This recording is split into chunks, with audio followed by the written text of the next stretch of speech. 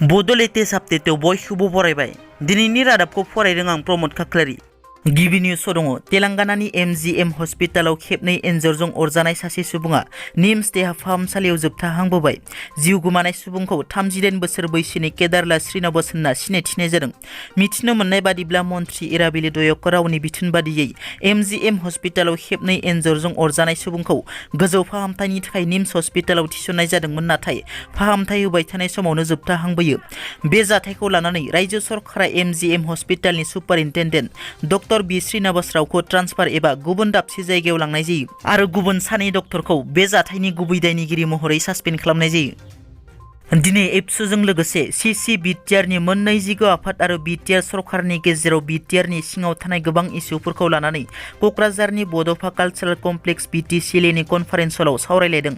मख'नो गोनांदि बे सावरायलायनायखौ बिटिआरनि गाहाय प्रमद बर'आ गावनो मासि लानानै दैदेनदोंमोन बे सावरायलायनायाव मिरु एबसुनि लेङाइ आफादगिरि खोरोमदाव गाहाय नेहाथारि कनिन्द्र बसुमतारी लोगो गाहाय नेहाथारि दिनेश ब्रह्म बिथांमोना बाहागो लायो दानिफ्राय NRC नाङालासे कास्ट सार्टिफिकेट मोननो हासिगोन कास्ट सार्टिफिकेट एप्लाइ खालामनो NRC एबा सिटिजेनशिप प्रुफ नाङालासे कास्ट सार्टिफिकेट होनो थाखाय सोलिबाय थानाय आसामनि रां बजा जथुमायाव थिरांथा लानाय जायो बे बाथ्राखौ केबिनेट मन्थ्रि केशव महन्त बिथाङा खौरां बिजोंनि गेजेरजों रोखा खालामो बिथाङा फोरमायनाय बादिब्ला दानिफ्राय कास्ट सार्टिफिकेटखौ फरायसाफोरनो फरायसालियाव फरायबाय थानाय समावनो होनाय जासिगोन मन्थ्रि बिथाङा बुङो दि सिगाङाव कास्ट सार्टिफिकेटनि थाखाय NRC एबा सिटिजेनशिप प्रुफनि गोनांथि जायोमोन नाथाय दानिया सरकारा बेफोर फोरमान बिलाइ गोनांथि जानायखौ गारनो एबा बोखारनो थिरांथा लायो होनना एडमिनिस्ट्रेशना फरायसालियाव थांनानै 9 आरो 10 थाखोनि फरायसाफोरनो गावबा गावनि कास्ट सार्टिफिकेटखौ होनाय जासिगोन होनना NDPनि गायसनगिरि आफादगिरि रन्जन दैमारिनि हियारिंखौ फिन फावसायफिनबाय नामा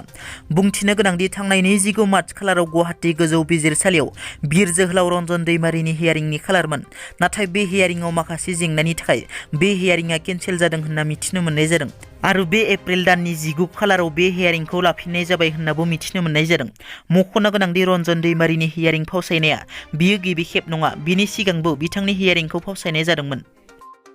साननैसो सिगां सनितपुराव NLFPनि सानै सोद्रोमाखौ आथिङाव गावदों होनना खौराङाव फोसावनाया नंखाय बे बाथ्राखौ उदालगुरियाव NLFP आफादा खौरांगिरि मेलनि गेजेरजों रोखा बुंथियो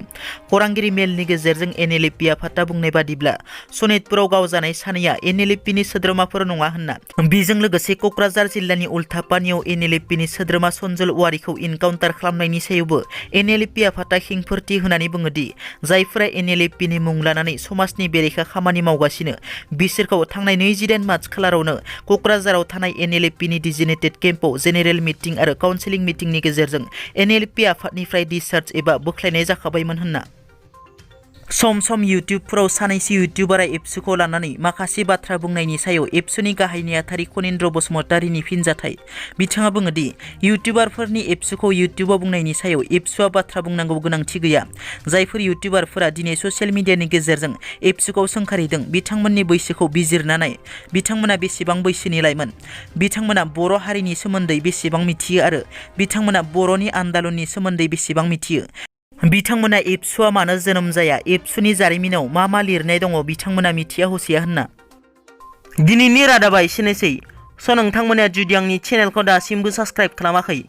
अन्नानै साबस्क्राइब खालाम गोजोन्थों